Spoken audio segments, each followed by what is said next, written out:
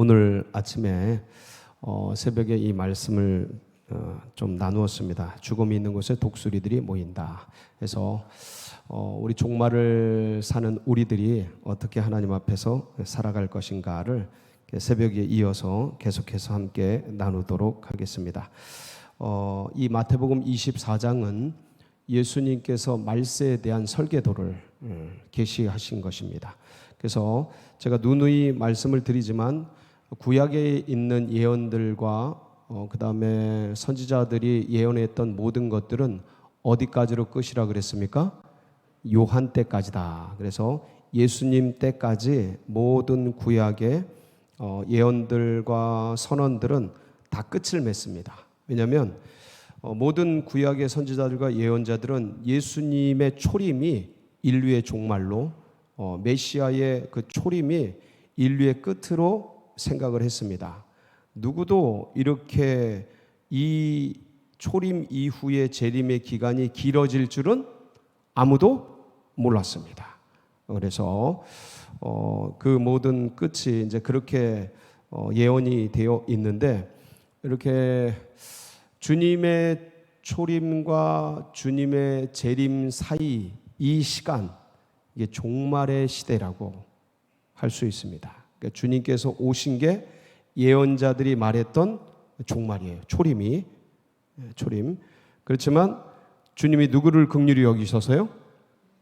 예, 정말 한량없는 은혜입니다. 우리를 긍휼히 여기셔서 정말 많은 사람들이 구원을 받고 모든 사람이 구원을 받기를 원하시는 주님의 그 긍휼과 사랑에 의해서 우리들 이 초림 이후의 시대가 계속이 되고 있습니다. 그래서 초림과 재림 사이는 종말의 시대입니다. 그러면서 동시에 주님의 은혜로 우리가 살아가고 주님의 은혜로 구원받고 영원한 생명을 얻었기에 은혜의 시대죠.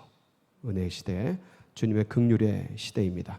그러면서 이때는 주님께서 말세에 내 영을 내 남종과 여종에게 부어주리니, 무슨 시대요? 성령 시대. 말세에 세상의 끝에 내 남종과 여종에게, 그래서 성령이 임하시죠. 그래서 성령이 임하시고 성령 시대가 열립니다. 그러니까 자 보세요. 종말의 시대, 그건 은혜의 시대고 그 은혜 시대에 가득한 게 성령의 시대다. 그래서 그런 역사가 일어나는데, 자 돌이켜 보면 마태복음 24장에 주님께서 예언하신 말씀들을 자세히 보면 미혹받지 않도록 주의해라. 거짓 선지자들이 많이 일어나겠다. 곳곳에 기근과 지진이 있으리라. 민족이 민족을, 나라가 나라를 대적하여 일어나겠다. 사랑이 식어지리라. 너희들이 미움을 받으리라. 불법이 성하리라. 거짓 선지자들이 많이 일어나리라. 자 여러분, 지금 제가 언급한 게 예수님이 마태복음 24장에서 말세에 일어날 징조들로 언급하신 말씀들입니다. 자 그런데 이것은 초림하신 예수님 이후부터 지금까지 어떻습니까? 지금 말씀드린 것들이 늘 그 시대마다 계속됐어요. 그러니까 이거를 가지고는 이게 어떤 특정한 시대를 나타내는, 그러니까 우리가 생각하는 어떤 마지막 때라고 말하는 말세 지말, 진짜 주님이 오시는 재림 때라고 이게 그럴 거라고 특정 지을 수가 없는 게, 이건 계속되어 왔던 거예요. 역사 속에서. 네, 계속되었어요. 주님이 말씀하신 것 중에 딱 하나 특정할 수 있는 게 뭐냐면, 이 천국 복음이 모든 민족에게 증언되기 위하여 온 세상에 전파되리니 그제야 끝이 오리라. 그거 딱 하나예요.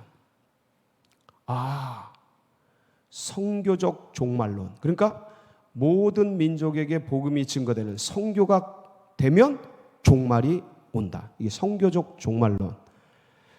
그러니까 이거 외에는, 근데 그것이 언제 복음이 다 전해질지도 아무도 특정할 수 없는 거예요. 그러니까 주님이 오시는 그거를 누구도 알 수 없다는 거예요. 왜냐하면 사실은 초림하신 이후 재림 사이에 어느 때 주님이 오셔도 그러니까 뭔가 이상하지 않은 거예요. 죄악이 관영하고 사람들은 패역하고 늘 그렇게 하나님을 대적하여 살아가고 곳곳에 우상과 모든 것들이 서지 못할 것에 선 것들, 가증한 것들이 너무 많이 서 있는 이 세상 속에서 정말 언제 오셔도 할 말이 없는 마땅한 주님 내일 오실, 지금 이 세상의 분위기를 봐서 주님 내일 오셔도 어떻습니까? 문제 없는 그런 상황 아닙니까? 아니 이렇게 동성애가 이렇게 광활하게 전 지구적으로 있었던 때가 지구상에 언제 있었습니까? 동성애가 이 난리와 난리 소문을 듣는 때가 이렇게 실시간으로 듣는 때가 언제 있었습니까? 지구상에. 언제 오셔도 할 말이 없고 무방한 그런 때입니다. 그래서 이것은 사실은 어떤 면에서 초림 이후에 계속되어 왔고 계속되어 지금 또 진행되고 있습니다. 그래서 내일 1시간 뒤에 오실지, 내일 오실지, 내년에 오실지, 언제 와도 언제 오셔도 이상한 바 없고 마땅하고 무방하고, 그렇기 때문에 우리가 이제 어떻게 살아가야 하는가를 주의해서 살펴봐야겠죠.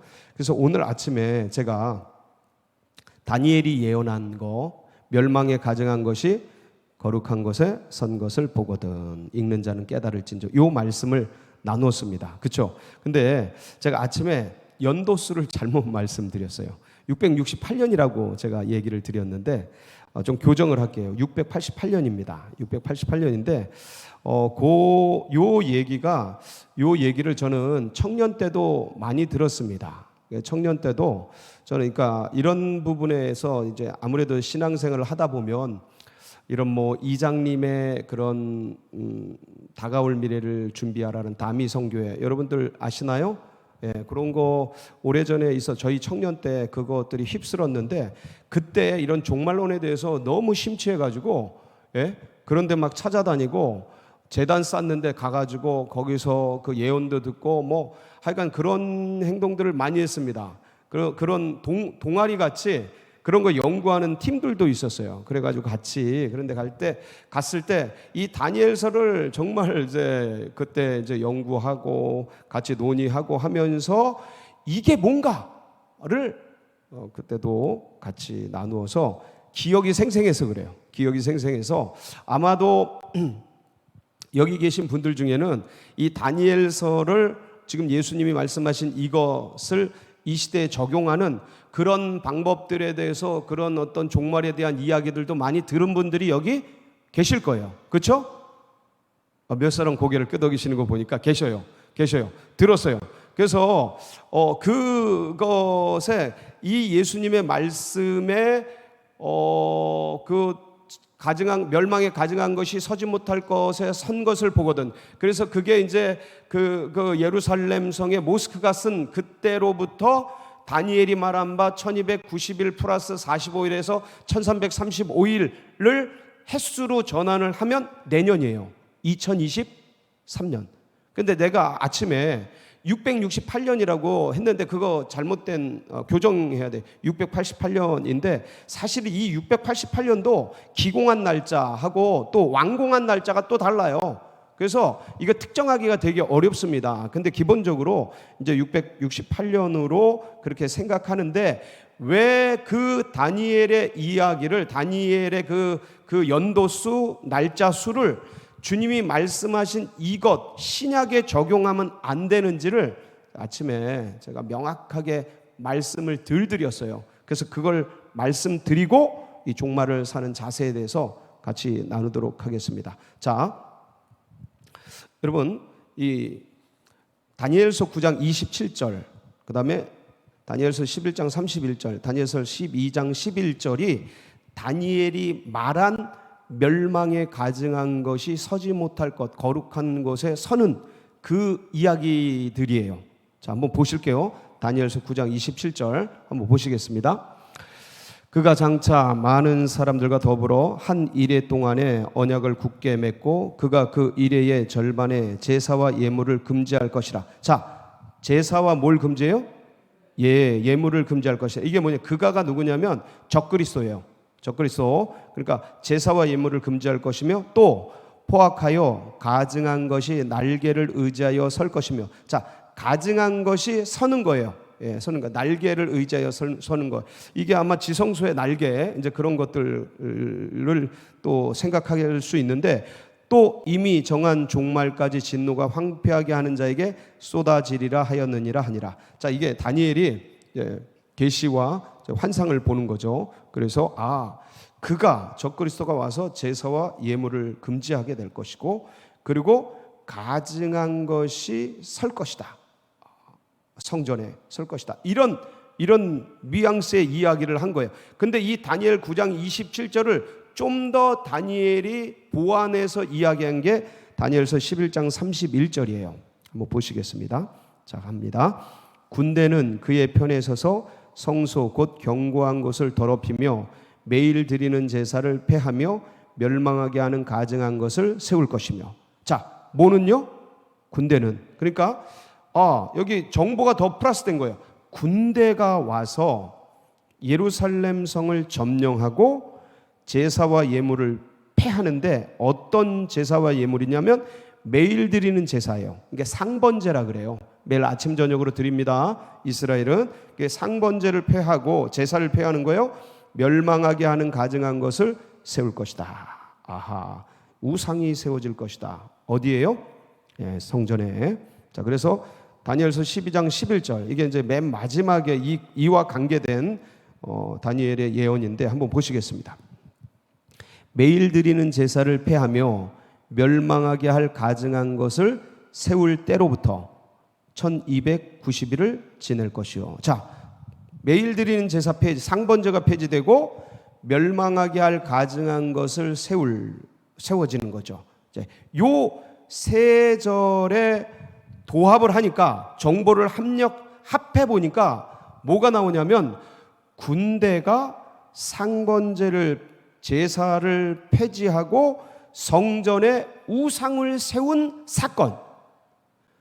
그게 이제 구약을 특정해서 찾아보니까 하나가 나오는데, 그게 뭐냐면 BC 168년 아침에 말씀드린 그러니까 시리아의 북셀르코스 왕조죠. 거기에 에피파네스 4세라는 왕이 이스라엘을 쳐들어와요. 군대를 데리고. 그리고 이스라엘 성전을 점령해서 거기다 뭘 세워요? 제우스 상을 세웁니다. 지성소에 제우스 상을 세우고, 유대인들이 가장 혐오하는 게 뭐냐면 돼지예요. 돼지는 먹지도 않고 기르지도 않습니다, 유대인들이. 근데 이 돼지 피로 제사를 드려요. 성전을 망가뜨리려고. 그래서 이 168년이 다니엘이 예언한 세 절의 말씀을 도합해 보니까 딱 특정이 되는 거예요. 이거는 다 합의가 됩니다. 왜냐하면 자세하게 예언이 돼 있어요. 북왕조에 이 에피파네스가 와서 무슨 일을 할지도 예언이 돼 있어요. 그러니까 자세히 보면 이 사람이라는 게 특정할 수 있습니다. 자, 그러면 다니엘서 12장 11절 12절을 보면 거기 어떤 말씀이 나오냐면 이런 말씀이 나와요. 한번 보겠습니다. 매일 드리는 제사를 폐하며 멸망하게 할 가증한 것을 세울 때로부터. 자, 이게 몇 년도라 그랬죠? BC 168년이라 그랬습니다. 이 사건 때로부터 1290일을 지낼 것이요. 자, 1290일을 지냅니다. 그리고 기다려서 1335일까지. 자, 그러면 며칠 기다리는 거예요? 45일 기다리는 겁니다. 그래서 1290일 플러스 45일을 하면 1335가 나와요. 45일을 기다려서 1335일이 나와요. 그런 사람은 뭐가 있어요? 그 35일까지 이르는 그 사람은 복이 있으리라. 자, 이 사람들이 잠깐만 이거 띄워주세요. 자, 이 사람들이 누구예요? 이렇게 기다려서 주님을 만난 사람들, 초림의 주님을 만난 사람들 기억나십니까? 시므온 기억나세요? 성전에서 악이 들어오는 것을 안고서 천지의 주제시여 나를 이렇게 만나게 해서 너무 감사합니다 그러면서 시므온이 감격하는 성전에서, 그리고 안나 여인 84세까지 이제 그 결혼을 했다가 남편을 잃고 84세까지 기도하면서 지냈던 그 여인이 주님을 만나잖아요. 동방박사 그들이 주님을 만나잖아요. 이렇게 기다린 사람들, 이 사람들이 주님을 만나는 복을 누리죠. 자, 그럼 보세요. BC 168년에 거기서 1290일 플러스 45일 1335일을 지내서 초림에 주님을 만나는 복을 누린 거예요. 자, 이 사건을 이제 신약으로 가져오면 안 되는 이유가 뭐냐면, 이게 이제 주님이 예언하신 거는 그 서지 못할 것이 가증한 것이 서지 못할 것이 거룩한 곳에 선 것을 보거든. 다니엘이 말한 바처럼, 그런 것처럼 신약에도 그런 일들이 일어나거든. 너희들은 깨달아라. 그러니까 종말의 시대에 깨달아라 이건데, 근데 이게 우리가 이제 그때 청년 때 이런 것들을 연구하면서 그 사건이 뭔가, 다니엘의 구약의 에피파네스 4세가 돼지풀을 뿌리고 제우스상을 성전에서 세웠던 사건이 구약의 사건이라면, 그런 것과 동일한 서지 못할 것이 선 것을 보거든 가증한 것이 그렇게 거룩한 곳에 선 신약의 사건은 뭔가를 여러 가지를 찾습니다. 근데 역사 속에서 서지 못할 것에 선 것, 그러니까 가증한 것이 거룩한 곳에 선 가장 큰 사건이 뭐냐면 예루살렘 성전 모리아산 이삭이 받쳐진 바위 지성소죠. 그 지성소에 모스크가 세워진 사건이에요. 역사 속에. 이게 688년이에요. 제가 아침에 668년이라고 그랬는데 교정합니다. 688년이에요. 특정할 수는 없어요. 이것도 말씀을 드렸지만, 근데 688년으로 생각을 하자 이거죠. 자, 그러면 이 구약에서 다니엘이 예언한 것을 그냥 갖다 끌어오면 어떻게 되냐면, 자, 1290일을 더해요. 1290일을 더해 봅시다. 그리고 그 1290일에 45일을 기다려서 1335일이라고 생각을 하겠습니다. 그러면 이거를 연수로 치환을 해볼게요. 연수로 1335일을 연수로 치환하면, 자, 넘어갑니다. 어떻게 됩니까? 자, 688년 모스크가 선 날 플러스 1335년 이를 연수로 치환한 거예요. 그러면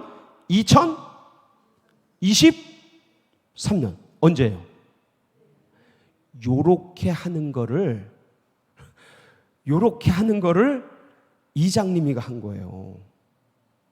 그러니까 이것대로가 아니고 요런 방식으로. 그러면 이제 내년에 주님 오십니다. 다 때려치고 모이세요. 산으로 모이세요. 요렇게 하는 게 이제, 저도 잘 할 수 있을 것 같습니까? 뭔가 이렇게 땡겨지십니까? 요렇게 하면 안 되는 이유, 첫째, 주님께서 명백하게 말씀하셨어요. 마태복음 11장 13절, 누가복음 16장 16절. 자, 프레젠테이션 띄워주세요. 마태복음 11장 13절. 예.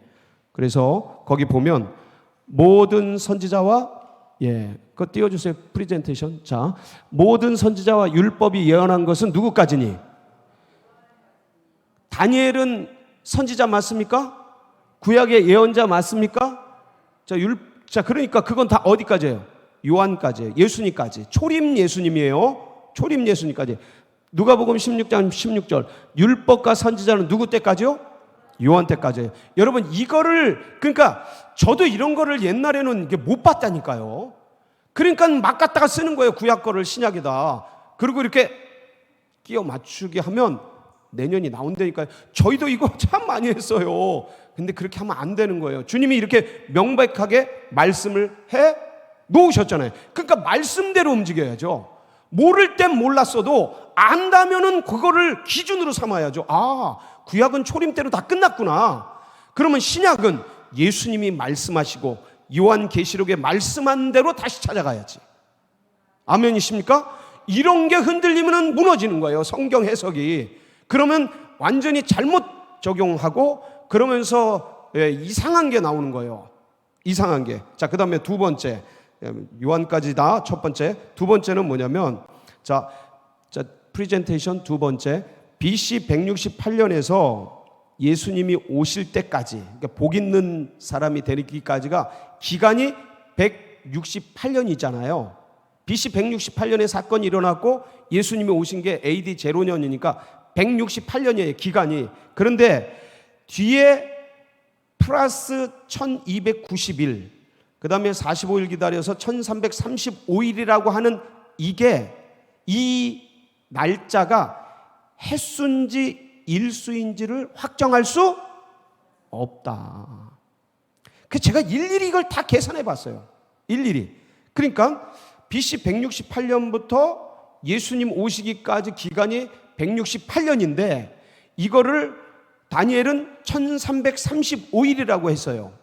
1335일이라고 그렇게 했단 말이에요. 그러면 다니엘이 말한 1일은 도대체 168년을 며칠로 본 걸까? 1435일이라고 했으니까 168년을 나눠보니까 168 곱하기 365일 하니까 61,320일이 나와요. 61,320일, 168년을 1335일이라고 했으니까 61,320일 나누기 1335를 해보니까 45.932일이 나와. 약 46일이에요. 한 달 반 정도가 이 다니엘이 말하는 1335일의 1일이 한 달 보름이에요. 한 달 보름. 그러니까 약 46일. 그러니까 이거를 그러면 688년이라고 하는 모스크가 세워진 신약에 갖다가 적용을 하면 안 나오는 거예요. 아무것도. 근데 이거를 688년에 1335년을 더해버려서 내년이라고 말하면, 아니 지금 다니엘은 이게 1335일이라는 게 일수인지 햇수인지 계산해 보면 그거를 그대로 갖다 쓴다면 45.932일이 나오는데 이거를 누가 햇수로 바꿨는가에 대해서 확정할 수 없다.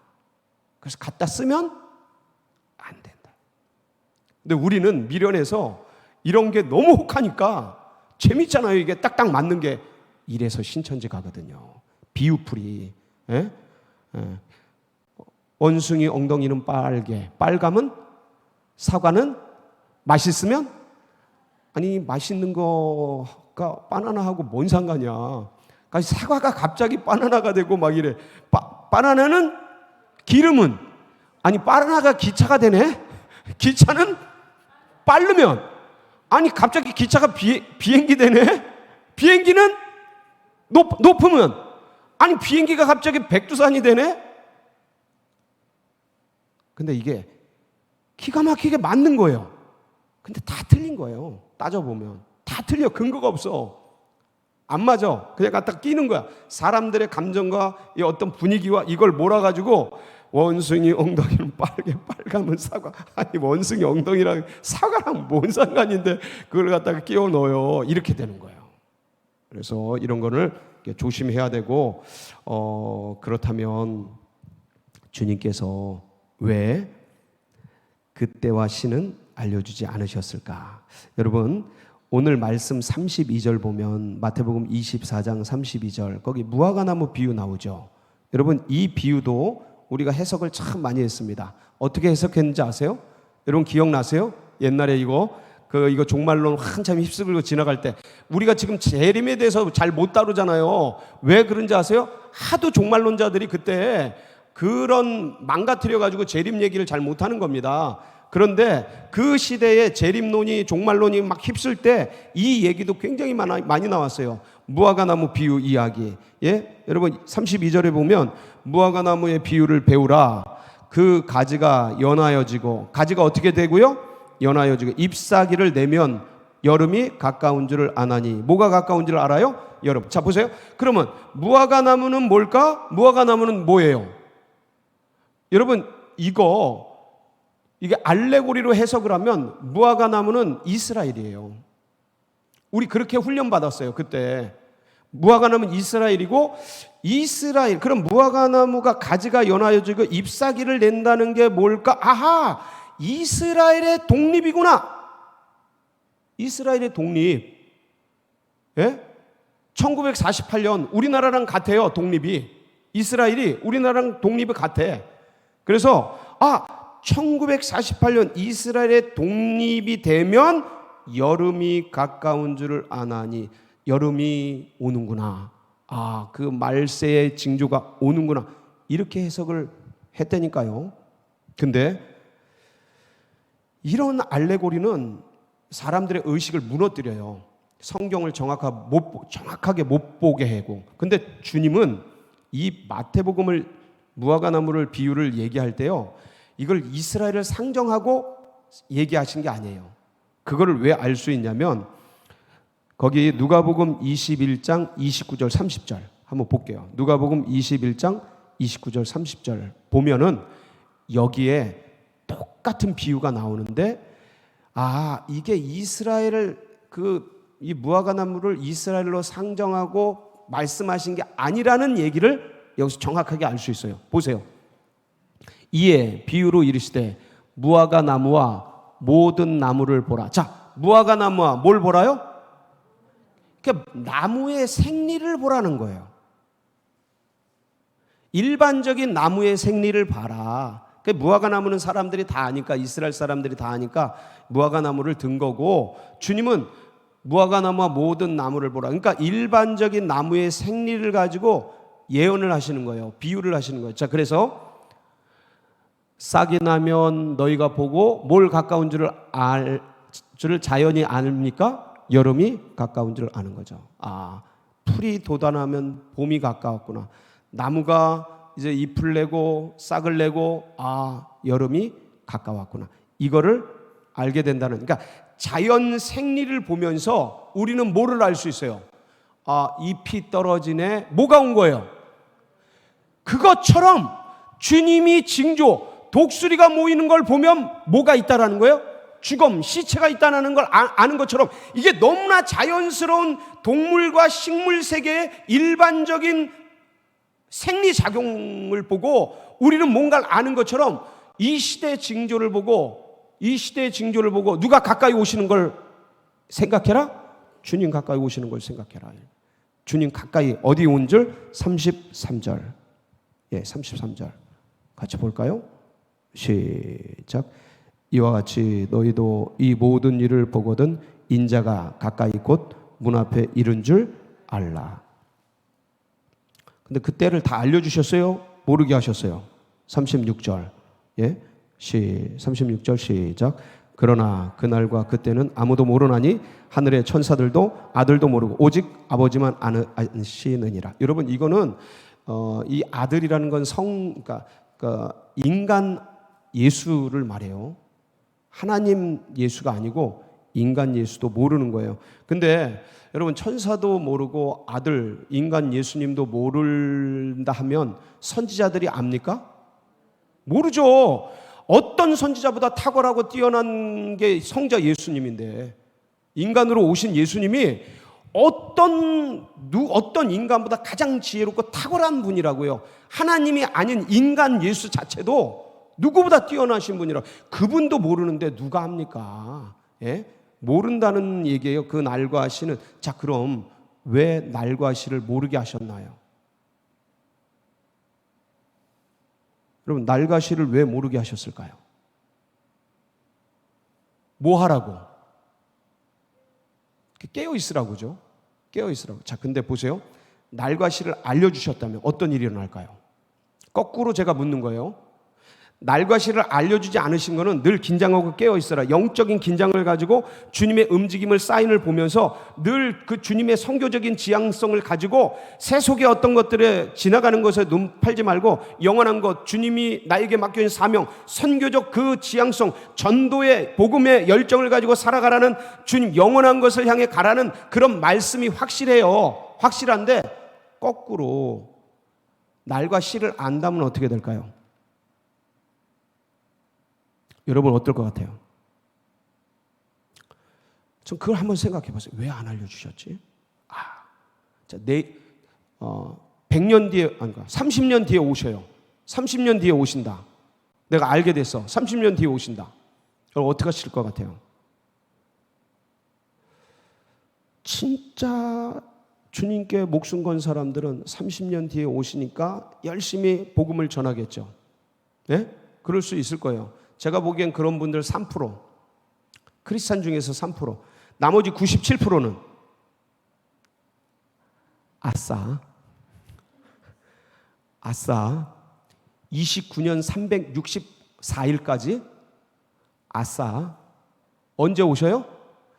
29년 365일째 오시니까 30년 뒤에 오시니까 29년 364일까지 뭐 오른편 강도처럼 열심히 놀겠죠. 왜 이렇게 이상하게 봐요? 사람 생리가 그래요. 사람 생리가. 사람 다 똑같아요. 우리 보세요. 진짜 내일 주님이 오실지도 진짜 여러분 내 생명이 내일 끝난다고 생각해 보세요.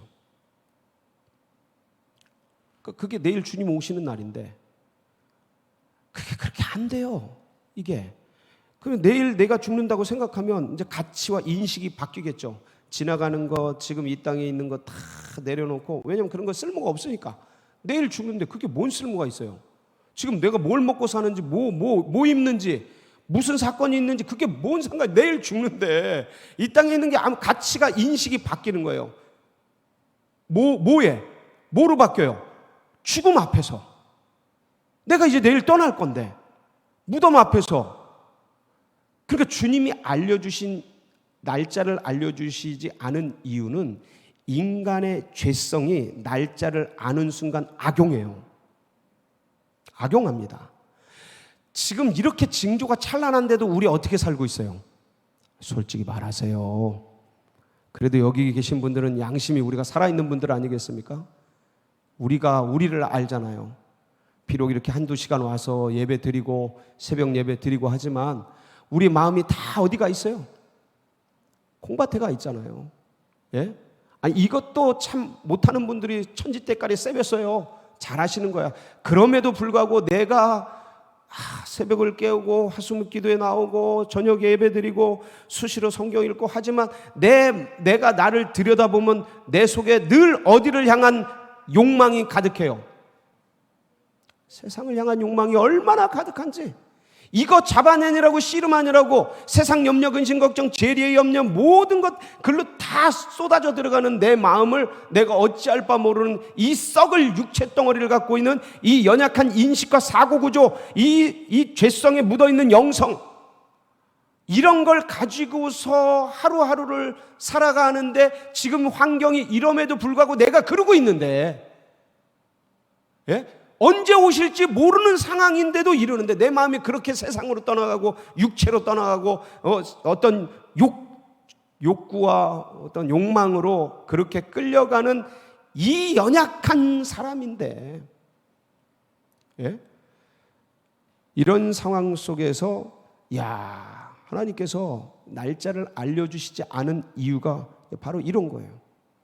우린 이렇게 연약하다. 그래서 우린 그럼 어떻게 살아가야 될까? 그럼 누가복음입니다. 누가복음 21장 34절 36절 같이 읽습니다. 누가복음 21장 34절 36절 시작. 너희는 스스로 조심하라. 그렇지 않으면 방탕함과 술 취함과 생활의 염려로 마음이 둔하여지고 뜻밖의. 자, 너희는 스스로 뭐해라? 조심해라.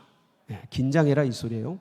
긴장해라. 언제 오실지 아무도 모르니까 도둑같이 오시잖아요. 그렇지 않으면 방탕한 술 취함 생활의 염려, 마음이 어떻게 돼요? 둔해져요. 여러분 어떻게 예민해 계십니까? 예민해 계셔요? 여러분 이런 말씀과 이런 종말에 대한 이야기를 우리가 왜 들어야 돼요? 자꾸 둔감해진 마음을 깨우니라고. 우리가 어느새 진리로부터 일탈돼서 어디까지 벗어나, 몇 도나 각도가 벗어나 있는지 재보면 각도기 나옵니다. 내가 얼마나 멀어져 있나, 진리로부터 얼마나 내가 각도가 멀어져 있나 바로 나와요. 그런데 자꾸 이런 말씀을 통해서 둔해진 우리 마음을 깨우는 거죠. 뜻밖의 그날이 덕과 같이. 둔해지면 모르니까 그게 덕같이 와버려요. 누구에게? 믿는 백성에게. 지금 이거 믿지 않는 백성에게 얘기하는 거 아닙니다. 믿는 백성에게. 그래서요, 그래서 이 날은 온 지구상에 거하는 모든 사람에게 이 말이라.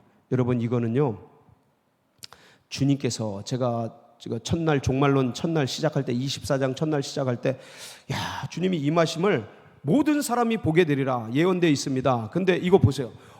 이 날은 이게 기가 막히게 구체적으로 설명을 해놨다니까요. 주님이 이 날은 온 지구상에 거하는 모든 사람에게 예외가 없어요. 예외가 없어. 지하실에 있다고 안 보이는 게 아니에요. 주님이 아마도 그게 무슨 시스템인지 몰라도 아마 이제 점점점 제가 그래서 VR 얘기하고 그런 얘기 했지 않습니까? 그러니까 모든 사람이 주님이 오시는 걸 모든 민족이 보리라 그랬거든요. 다 보게 될 거예요. 어떻게 볼지는 모르겠어요. 저 잠수함 속에 있는 사람들은 어떻게 볼지, 군인들은 잠수함 타고 해저 밑바닥에 있을 거 아닙니까? 그 사람은 어떻게 보지? 주님을 오시는 걸 본다니까요. 그게 다 어떤 그 도구를 통해서 역사되게 돼 있어요. 그래서 온 지구상에 임하는데 긴장해야 돼. 그래서 나는 몰라요, 못 봤어요, 그런 거 없어요. 다 보게 됩니다. 이러므로 너희는 장차 올 이 모든 일을 능히 피하고 인자 앞에 서도록 항상 기도하며 깨어 있으라. 저는 오늘 이 시간이 그 시간 되길 바랍니다. 하나님, 제가 주님 앞에 늘 깨어 있게 하소서. 그러니까 이런 예배를 드릴 때도 그냥 수요 예배 내 권사니까 그냥 잠깐 갔다 오자, 그러니까 이게 아니고 항상 깨어 있어요. 하나님, 항상 주님 앞에 기도하면서 제가 언제 갈지, 주님이 제게 언제 오실지 아무도 모르는 이 상황 속에서 진짜 딱 하나 확정된 건 뭐냐면 이 복음이 땅끝까지 전해지면 끝이 이거 하나 확정돼 있어요. 성교적 종말론. 언제 오실지는 아무도 몰라. 근데 그 복음이 어떻게 모든 민족에게 언제 전해질지도 아무도 몰라. 항상 깨어 있어서 이 복음을 가지고 또 그렇게 주님 앞에 깨어 있는 우리 성도님들 되시길 축복합니다. 같이 기도하시겠습니다.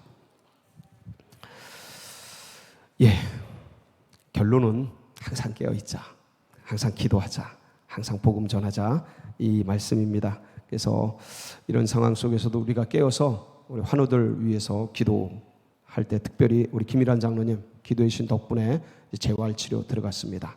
위해서 계속 기도해 주시고, 그리고 우리 소도경 안수 집사님 자가 호흡이 되니까 자가 의식이 돌아오도록 하나님의 손대 주시면 깨어나십니다. 누가 그러더라고요. 100일 지나면 어렵지 않느냐? 주님은 죽은 지 나흘 돼도 깨우십니다. 이 소설 아닙니다.